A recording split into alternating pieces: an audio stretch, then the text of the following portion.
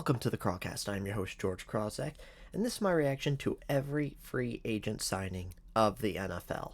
First, I want to start this off with I don't think there's necessarily a thing as a bad free agent signing because what everyone is paying for is these players' full potential.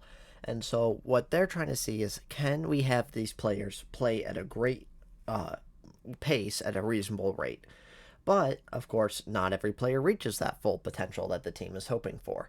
So I'm just going to give my reactions to the main free agents. Every name will be listed here, but of course, a lot of these guys are back of the roster guys who'll barely make the team. So now that that's out of the way, let's get started. So the first team is the Buffalo Bills. They signed Josh Allen to a 6-year, $330 million deal of $250 million guaranteed. He just won MVP. He is a really great quarterback. He is the guy to lead Buffalo to the future. This is totally deserved, and Buffalo needed this. Next is Darrington Evans. He had one decent year with the Titans. This to me feels a little bit more of like insurance in case something happens with James Cook. We don't know what's going to happen with him, if he's going to hold out, if what, because we know he wants like 15 million a year, and I don't know if the Bills will give it to that. So feels a little bit more like insurance in case that happens. Ty Johnson didn't do much last year, but had a really good end of the year. Final few games was on fire, looked great in the playoffs, so I think that's a pretty good deal. And then Josh Palmer, I think that's a fairly decent deal. 3-year, $36 million contract. Wide receivers are the biggest issue of the Bills right now, and they need help at wide receiver. So Josh Palmer he was pretty solid for the Chargers with Justin Herbert, so I think he can be a fairly decent wide receiver too. And then Khalil Shakir, 4 year, $60 million. I think that's a little bit expensive because he is not a wide receiver one. I think he's a high end two, but at this point, he's basically the only consistent, decent receiver on the team. So who knows if Keon Coleman will take a step up, but that's basically what they need. And then Joey Bosa, 1 year, $12 million deal. He's been pretty injured, and that's his big flaw. If he can stay healthy, I think he's really good. They're trying to replace Von Miller in their pass rush, and maybe he can do well. Michael Hoyt, 3 year, $24 million deal. I think that is a bit of an overpay. I just don't think he's that great. Greg Rousseau, 4 year, $80 million deal. I think that is actually a good deal for the Bills. I think Greg Rousseau has really shown himself to be a really solid edge rusher, and I just think that's a good signing for the Bills. Larry Ogunjobi, 1 year, $8.3 million deal. Maybe a little high, but it's only a 1 year deal. I feel like 1 year deals aren't really worth anything, so if all 1 year deals are prove it deals. Bernard, he was injured for a lot of the year last year. I still think this is a bit of an overpay, a 4 year, $50 million deal. Again, he was pretty decent when he was on the field, but again, just I feel like this is a little bit too much for him. Overall, I think the Bills had a fairly decent free agency. Next is the Miami Dolphins. So first is Zach Wilson signing a 1 year deal. I think this is a good move for the Dolphins. He was a former first round pick and has shown potential. He looked great in the preseason of the Broncos. Yes, it's preseason. And he looked great in practice of the Broncos. Yes, it's practice. But it's just insurance in case Tua gets injured. Because if you look at last year, the minute Tua went down, the Dolphins were screwed. Skylar Thompson did not play well. Tim Boyle did not play well. Tyler Huntley did not play well. Just none of those guys were capable NFL quarterbacks. Whereas Zach Wilson, maybe he's not, and if you want me to bet money, he's probably not, but at least you have a chance with him that if for whatever reason Tua does go down, if he gets a potential concussion or something like that, your team is not completely screwed. Alexander Madison, I don't really understand this one. I just don't think he's good. He is really, yes, the Raiders' offensive line was terrible, but Alexander Madison just played horrible last year. Nick Westbrook-Ikhine, 2 year, $6.5 million deal. He had a lot of touchdowns, but other than that, he's not going to be your top guy. I think he could be a fairly decent number three, because obviously your number one is Tyreek Hill. It seems like he's not going anywhere, even though he initially said he wanted to. I just don't see him being traded or cut or whatever now. Jalen Waddle's locked up. He's going to be there, so maybe he can be a decent number three. James Daniels at left guard. 3 year, $24 million deal. I think he's not the best guard in the world, but $8 million a year on average, not that bad. And you need to beef up that O line. And then The next kind of key signing is Ifeatu Melifonwu. He 1 year, 4 million. I think that's decent. He struggled a lot with injuries and inconsistent play, but he had one really great year with the Lions, and if he can replicate that, that is a steal at 1 year, 4 million. It's just tough because I don't think he can replicate it. But again, fairly decent free agency class for the Miami Dolphins. And then the New England Patriots. You have Joshua Dobbs, 2 year, $8 million deal. I think this is probably a bit of an overpay. I get it. You need a backup for Drake May, but Josh Dobbs, other than a couple of games, I don't even think he's shown enough that he's capable of being a backup. On Honestly, I don't like this. He had a couple of good games of Justin Jefferson and Jordan Addison, but other than that, again, I just don't think he's really shown that much to be a uh, great backup quarterback. Mac Hollins, 2 year, $8.4 million deal. He didn't really play that well. He had a couple of decent games last year, but the way the receiver market is going, where a lot of the middling receivers are still making like 20 million a year, I think $4.2 million a year is not the end of the world for him. I don't think he's the greatest. They definitely are lacking at receiver, but I think he's probably at least on par, or if not better than the guys they have now. Austin Hooper, 1 year, $5 million deal. I really like that one. I think he is a good tight end. Morgan Moses, 3 year, $24 million deal. I think that's great. He's really good. Right tackle, Wes Schweitzer. I think 1 year deal. We don't know the contracts, but I think he is still a decent starter and a capable starter. And they're really trying to revamp their offensive line. Garrett Bradbury, same thing, good starter for the Vikings. And I again can't get much worse than their O line last year. Caleb Von Chason, former first round pick, but he hasn't shown anything in the NFL yet. 1 year, $5 million deal, only a 1 year deal, doesn't mean much. So I think that can be a fairly decent signing. Harold Landry, I don't like this one. With the 3 year, $43.5 million deal, 26 million guaranteed. That one doesn't make sense to me. He is really not a good pass rusher. He had a couple of decent seasons, but he's basically just lost it, and at this point feels like a shell of himself. And this is just way too much money for a guy that really doesn't help you. I think that's a really bad signing. Milton Williams, 4 year, $104 million deal. I think that's a bit of an overpay. He doesn't really provide a lot in terms of run stuffing, but he is a really good pass rusher. So I think that's how you balance it out. I think it is a slight overpay, but still pretty good. Robert Spillane, I think that's a good deal, even though we don't know his contract details yet. Carlton Davis, 3 year, $60 million deal. He struggles staying healthy, but if he can be healthy, I think that is can be a fairly decent deal. Again, I think it's an overpay, but that's almost all free agent contracts are overpaying because you're trying to outbid other teams that want them. And then Marcus Epps, 1 year, $4.4 million deal. He's shown he is a capable starter, and it's only a 1 year deal. So overall, I think that's a good move for the Patriots. So overall, the Patriots free agency, I think it's just okay. There are a lot of big name moves, but overall, I don't think that is the greatest offseason. And then next, we're moving on to the Jets. They signed Justin Fields to a 2 year, $40 million deal, $30 million guarantee. I think this is actually a good move for the Jets. Justin Fields hasn't shown enough that he is a capable NFL quarterback, but he has shown a little bit. And there's a couple of games with the Bears where he seemed like he is an NFL quarterback. And then with the Steelers, like he didn't do anything great, but he didn't do anything terrible. Like it felt like he was one of those guys where it's like, he won't win you a game, but he's not going to lose you the game. And I think that's just kind of the type of guy that the Jets need, where they are in a complete rebuild this year. They're not expected to be good or make the playoffs or anything. So it's one of those where if Justin Fields plays really well, then all of a sudden you might have your franchise quarterback. And if Justin Fields plays terrible, then all of a sudden you're working your way into a top draft pick to draft his replacement. And, only 20 million a year, 15 million guaranteed. That's not bad considering a lot of the middling to top quarterbacks making like 35, 40 million a year. Josh Myers as at center, even though he's signed to be a backup, I think that's a decent signing because he is a starting level center, but just a below average starting level center. Derek Nottie, I think that's a good signing. I think he's pretty good.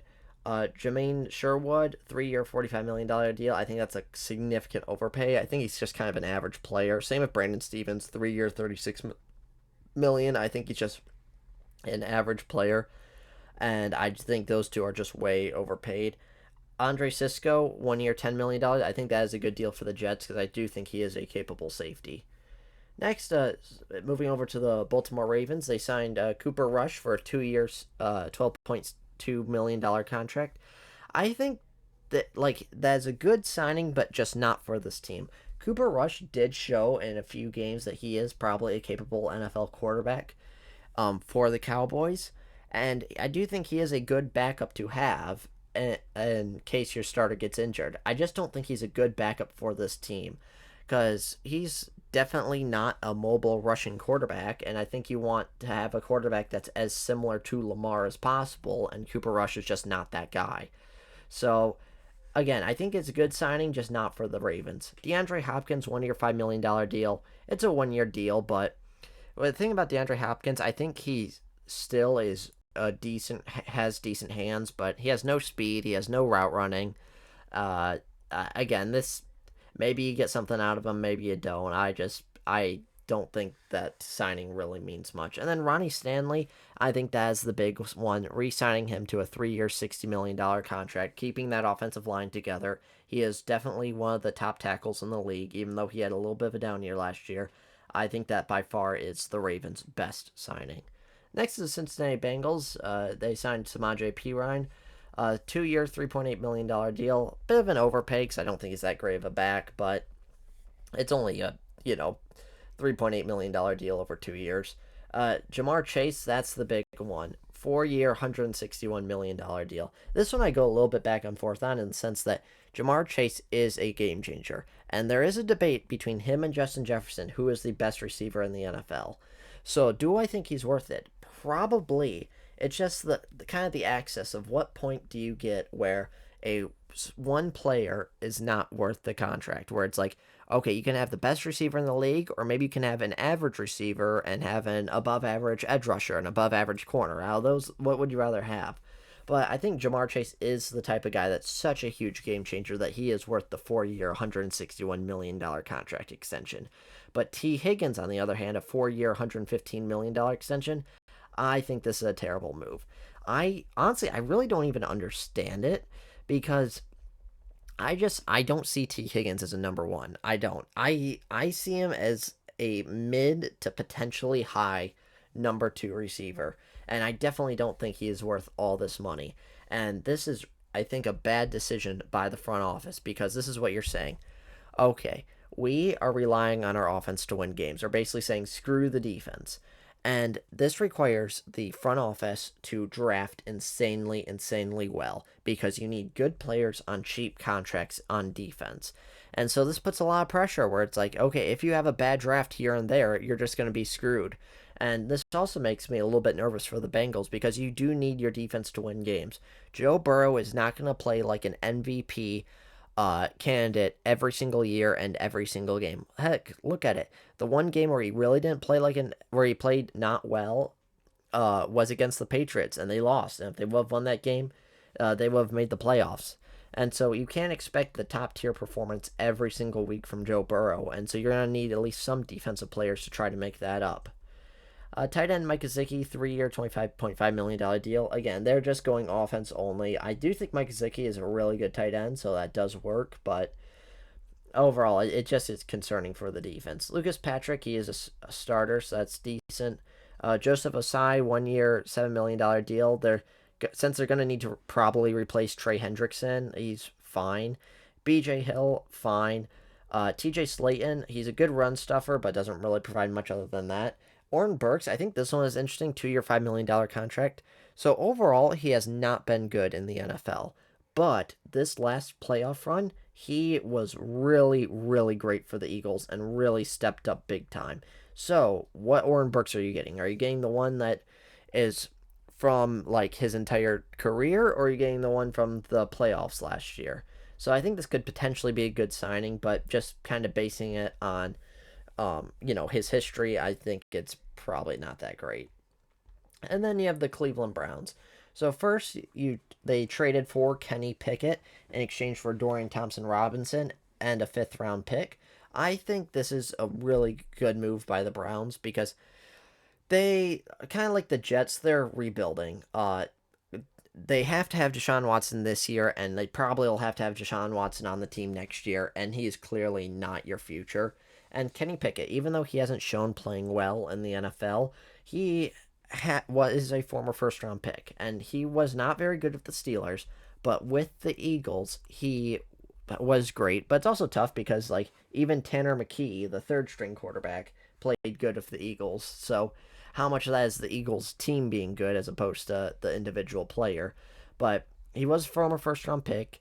You have no other options at quarterback, and he's definitely better than Bailey Zappi and Dorian Thompson Robinson.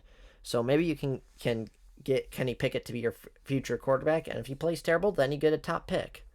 Next is Myles Garrett, the 4 year, $123 million extension. I just don't like this one because you are in such a rebuilding stage as the Browns that I think you need a lot of picks that you could get from Myles Garrett. And also, Myles Garrett clearly doesn't want to be there. And I just don't think it's good for morale purposes in the locker room when you have a guy like Myles Garrett who's said repeatedly, I don't want to be here. I do not like this team, and I don't like playing for them. And then all of a sudden just saying, well, they're paying me lots of money, so I'm only here for the money. That's clearly it. He's just sitting there on the contract. I'm not saying he's not a great player because I do think he is definitely one of, if not the best pass rusher in the NFL. I just don't think this works for the Browns. And then Malik Collins, a 2 year, $20 million deal. I think that's a fine deal. Jerome Baker, he was a fairly decent starter, so I think that is a good deal there. And then Devin Bush, also former first round pick by the Steelers. He really hasn't shown much. He has shown a lot of elite athleticism. So again, this is the kind of prove it team where we're gonna see who's gonna be here and who's not gonna be here when we are ready to win.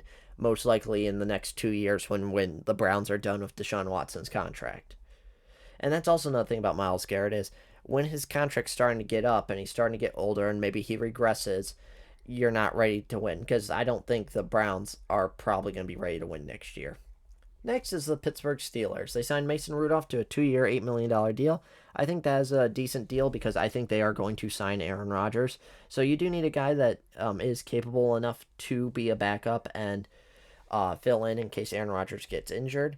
DK Metcalf, this is the big one. They trade a second round pick and a late round pick swap and signed him to a 4 year, $32 million extension, which with his current 1 year, $18 million contract is a 5 year, $150 million contract, which is interesting. I definitely think DK Metcalf is worth a second round pick, but the $150 million contract, that is a lot. And that, I don't know if he's worth that, but you're clearly on planning on getting rid of George Pickens because I think George Pickens has shown an insane level of immaturity where, you're going to be done with him probably after this season, maybe next season, but probably this season. And so you want your number one receiver for the future, which is DK Metcalf there. And then the other two signings I think are decent are Darius Slay, 1 year, $10 million deal. He is definitely slowing down and isn't the same guy he used to be, but he has shown he can be a decent number two, maybe number three corner, and does have a little bit left in him. And then Juan Thornhill, he has shown he can be a decent starter. Next is the Houston Texans. They traded Christian Kirk for Christian Kirk in exchange for a seventh round pick. I think that's decent. They have two big issues: their offensive line and wide receivers. Because Nico Collins, absolute stud. You're losing Stephon Diggs and Tank Dell. Who knows what Tank Dell looks like because he is just coming off his second horrible knee injury, and who knows? Who knows what he's looking like and if he'll be good or not. So you need to try to replace those two.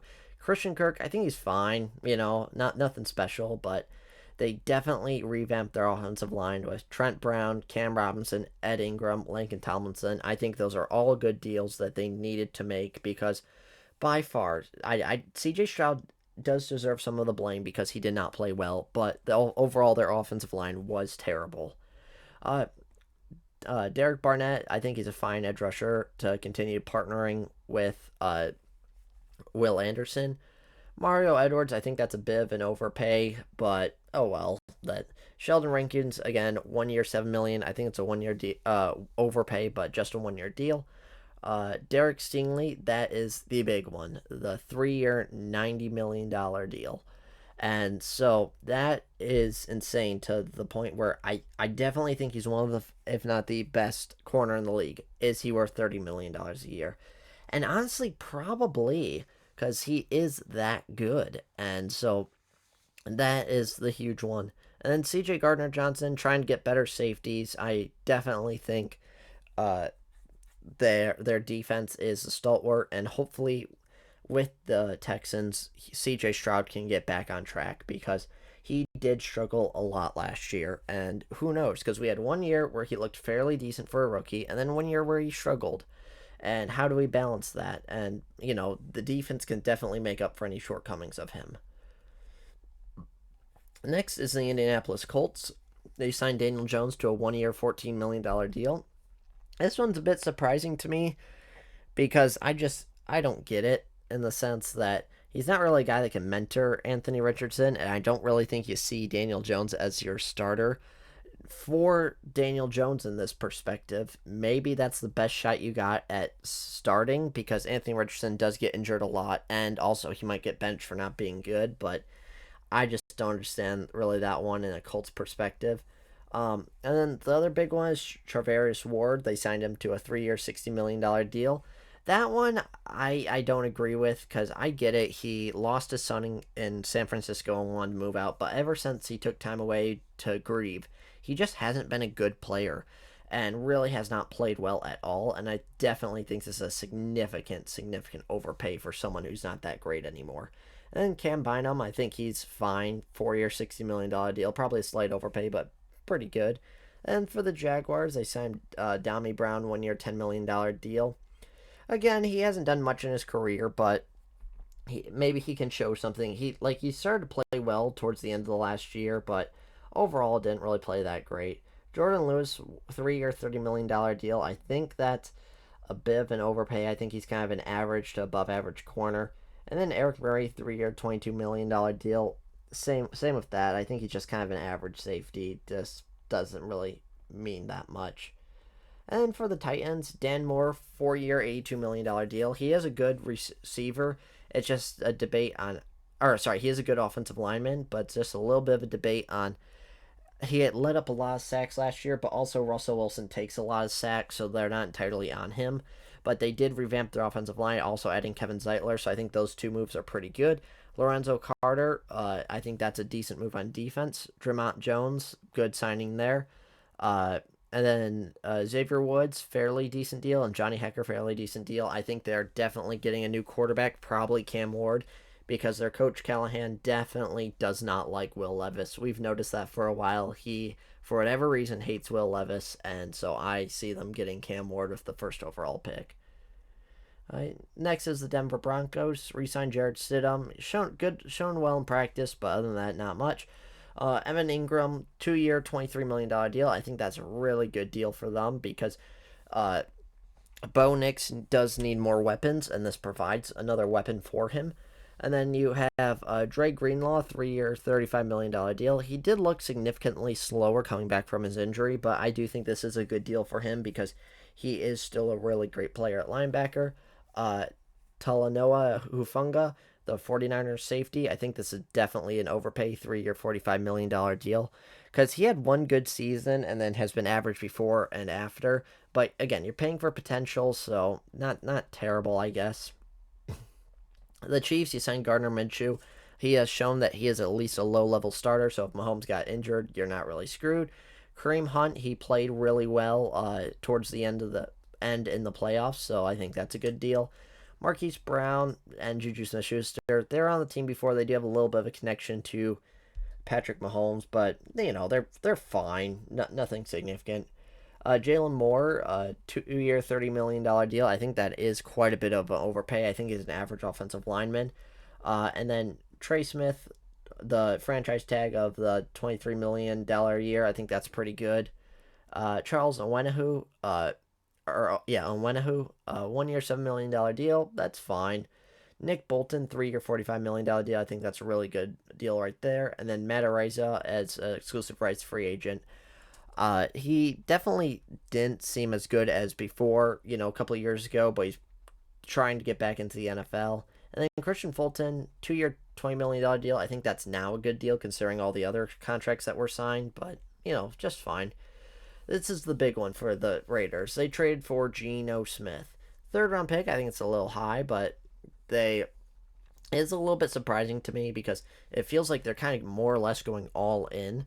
And maybe Geno Smith can help them, maybe not. And I think their offensive line is definitely the biggest thing that needs to be revamped so far. Because they address quarterback, running back, Raheem Mostert, $2.1 million deal. I don't think that really means anything because uh, he really hasn't been that good. Other than a couple of years ago when he scored, I think 18 touchdowns. Alex Kappa, O line, fine. Max Crosby, 3 year extension. That was important to get done, so he didn't go to any other team. He's been a really great edge rusher, definitely one of the best in the league. And then Eric Stokes, 1 year, $4 million deal. That's an overpay, but it's only a 1 year deal. Eric Stokes just isn't good. Like he looked good, got injured, and hasn't been good since. So that one I think is an overpay. And then Jeremy Chen, 2 year, $16 million deal. That's fine. Nothing significant. And then Malcolm Kuntz, I forgot to mention him. 1 year, $12 million deal. Fine. I don't think is anything significant. Taylor Heineke, now we're on to the Chargers. They signed Taylor Heineke. I don't think that means much. I think we're getting to the point where you don't really even want Taylor Heineke as your backup. Najee Harris, 1 year, $5 million deal, or $5.25 million deal. I think that's really good for them because they are clearly relying on the run game and don't want to pass. And so that can be a solid running back because he has shown he can be good under a decent offensive line, which the Chargers have. Jalen Rager, fine, insignificant. Mike Williams, 1 year, $6 million deal. He has taken a step back, but I do think he can still be a good receiver. And with Ladd McConkey being the clear number one, Mike Williams can step it up. Tyler Conklin, great tight end, and you know how much Justin Herbert loves his tight ends, so that's good. Mekhi Becton, 2 year, $20 million deal. That's fine. Like he had one good year, and so that's fine. Uh, I think the big one is Khalil Mack, 1 year, $18 million deal. They got their pass rush back. Khalil Mack is still a really great player and can still do it at a high level, and that's very, very important for them. Elijah Molden, 3 year, $18.75 million deal. Fine. Like I said, insignificant. Dante Jackson, 2 year, $13 million deal. Again, fine. A lot of these are below average players. Now we're on to the Dallas Cowboys. They signed Miles Sanders and Javonte Williams as a running back duo. Definitely better than Deuce Vaughn and Rico. Oh, I can't remember the other guy's name, but it was Rico. And sorry if it's like Aduzi, if I remember correctly. Definitely better than them, but not any significant great running backs. Paris Campbell, really, like a lot of these guys aren't even really worth mentioning. Dante Fowler Jr., I think he can at least provide a little bit of edge. And then Kenneth Murray, and Khalil Elam, or Kaiir Elam, they're basically the same player around the sense where Kenneth Murray really hasn't worked out really hasn't worked out in the NFL as a former first round pick, but did show a lot of potential. And then Kaiir Elam, also same thing, hasn't shown a lot of potential. Whereas Kenneth Murray, at least I think he's shown he can be kind of a low level starter. Kaiir Elam hasn't even shown he can be Kaiir Elam hasn't even shown he can be an NFL player. He has been absolutely terrible at corner for the Bills, and so that one really doesn't make sense to me. I don't like the Cowboys' moves really at all. I don't think they're good. I think Devontae Turpin doesn't provide a lot at wide receiver, but $6 million a year for kick returner, I think that's also a bit much because the kick returning position seems to be dying out. And then for the Giants, they signed Jameis Winston to a 2 year, $8 million deal. That one doesn't make sense to me because Jameis Winston is way too volatile to the point where I don't even know if you can make him an NFL quarterback because, he shows some of the greatest plays you'll see and some of the worst plays you'll see, and that is too uncertain for a quarterback. And so he'll feed Malik Neighbors probably, and I still think you'd probably want to rely on Russell Wilson as your starting quarterback if you plan to actually make the playoffs, but I don't think they will. And then other than that, Chauncey Golston, 3 year, $19.5 million deal. That's fine. Jeremiah Ledbetter, Guessing that's a 1 year, $1.75 million deal. There's no way they're paying him a 1 year, 100 or was that $1,775 million deal. But again, he's insignificant. Roy Robertson Harris, 2 year, $9 million deal, fine. Paulson Odebo, the 3 year, $54 million. I think that is an overpay for him, but that he definitely has a lot of potential. He just can't stay healthy.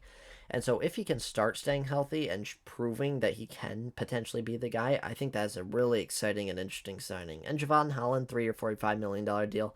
I think that's a great signing by the Giants as well. Philadelphia Eagles, Dorian Thompson Robinson. I don't know why they really traded for him. It doesn't make sense. Saquon Barkley, they signed him to a 2 year extension worth $41.2 million. I don't like that at all. I'm not saying Saquon Barkley's not a good running back, because I do think he's a good running back. I think he's probably the best running back in the NFL.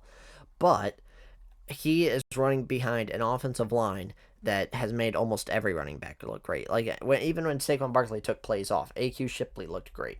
And then last year, Kenneth Gainwell looked great. Or last year, DeAndre Swift looked great. The year before that, Miles Sanders and Kenneth Gainwell looked great. So this offensive line is so good that I think Saquon Barkley does elevate them, but I think it's to the point where he doesn't elevate them enough to pay him this much money. As well as you're risking injury, and it feels like they're kind of walking themselves into a problem they don't need. Because I don't know, maybe Saquon Barkley is threatening to hold out or something like that, but if you have Saquon Barkley for much cheaper, keep him at cheaper, because you're still running the injury risk, and you're still running the risk of, him going down the drain and not being that guy. So that again, that one really doesn't make sense to me. It feels like they're asking for a problem they don't need. AJ Dillon, fine. He was good with the Packers, but just kept getting injured. Lane Johnson signing another extension. I think that's a really good deal for Lane Johnson. He is definitely one of the best tackles in the league. Definitely deserves it. Azeez Ojulari, I think he's a fine edge rusher. Josh Uche, former first round pick, but hasn't really shown anything. Zach Bond, 3 year, $51 million deal. This is tough because I definitely think he's worth it if you can replicate his performance from last season. But other than that, he has not really shown he can consistently be good. And that's the issue when you have these guys on 1 year deals and have been such an outlier of what they've been in their career. So could be a good deal, could not be. Who knows? The Commanders now. Marcus Mariota, 1 year, $8 million deal. He only played in that one game, but he played really good in that one game. So I definitely think that's a good deal.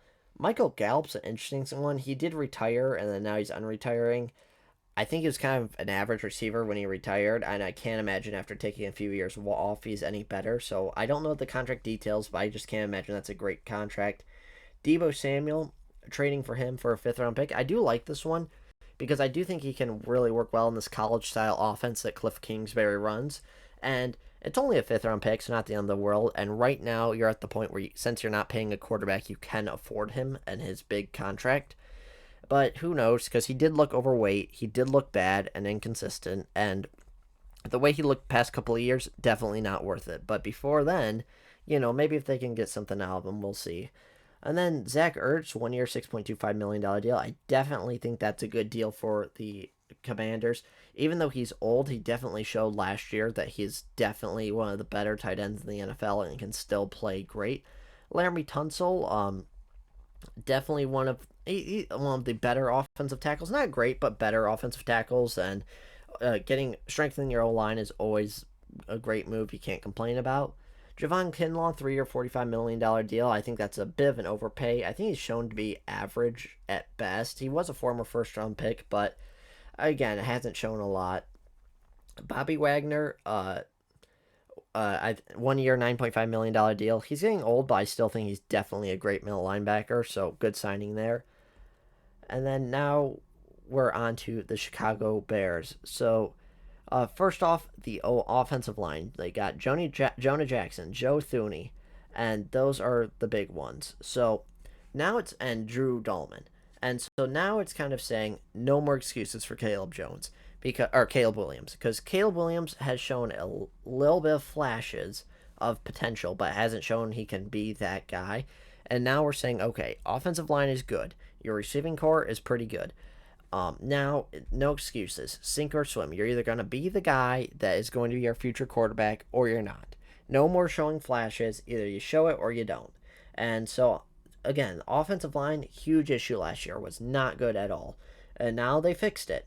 And then Grady Jarrett on defense, I think that was a great move as well. So all the teams in the NFC North are going to be good, and it's going to be interesting who makes playoffs or not. But the most pressure is now on Caleb Williams. You got the good head coach. You got the good offensive head coach. You got the good offensive line. You have good receiving weapons, Roma Dunze and uh, uh,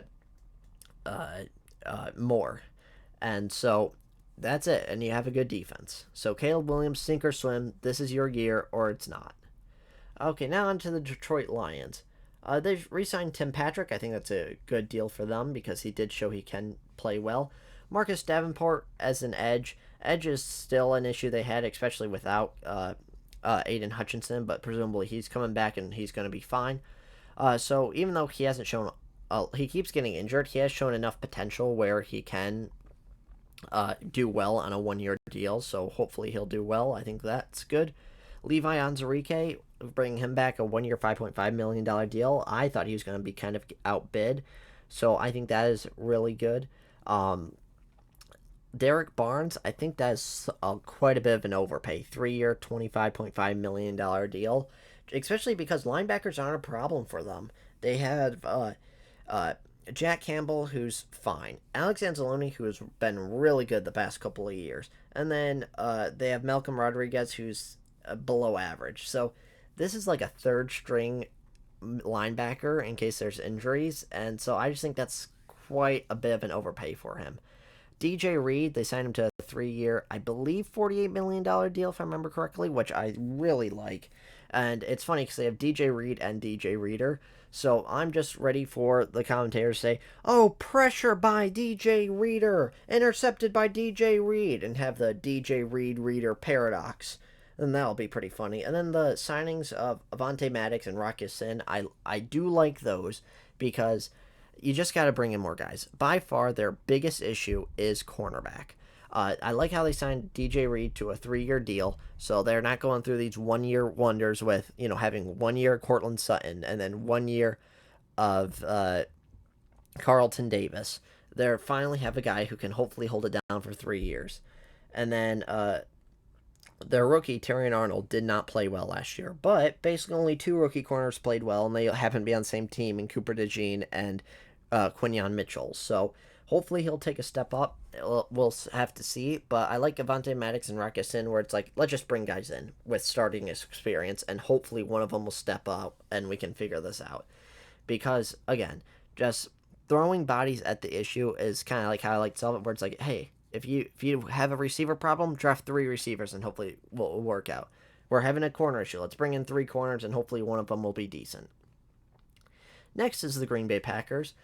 First, they signed Mecole Hardman to a 1 year deal. I don't think this really means much because, well, first off, you have to pretend like Christian Watson doesn't exist because he's going to be out for basically the entire year.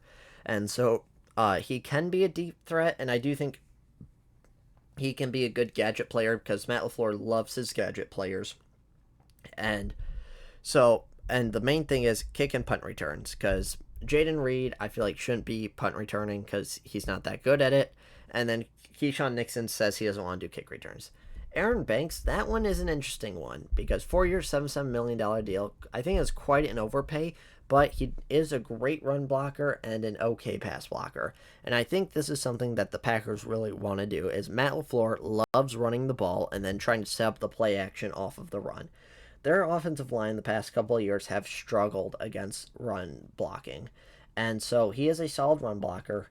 And so they're like, okay, let's just throw as much money as possible on it to help us become a run first team. Next, you got you got Isaiah McDuffie. It's a 2 year, $8 million deal. Fine, third string linebacker, just there for injury insurance. It does get me concerned if potential. So I am going to do a more in depth breakdown of the Packers, but it does get me concerned if maybe they don't trust Tyron Hopper. And with Aaron Banks, it concerns me that they might not trust Jordan Morgan.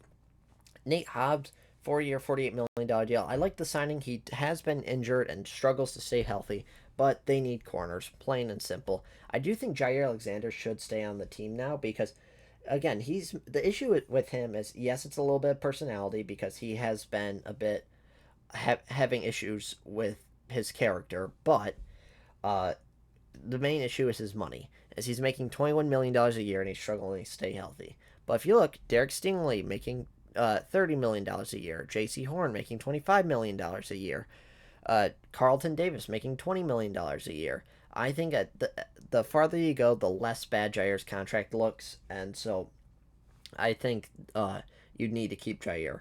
And then Brandon McManus, 3 year, $15.3 million deal. I do think that's an overpay for a kicker, but at this point, give him whatever he wants. The Packers need a kicker, and they're without him with Braden Narvison and Anders Carlson, they struggled a lot. So give the kicker whatever he needs. And then next is the Minnesota Vikings. They re-signed Aaron Jones to a 2 year, $20 million deal. I think that was a good deal because Aaron Jones is still a really great running back. Yes, he's dealt with some fumbling issues and injury issues, but he's still a great running back. Jordan Mason, I really like this one as well because when Jordan Mason or when Aaron Jones got injured, Cam Akers really felt like not the guy. So maybe Jordan Mason can be the guy.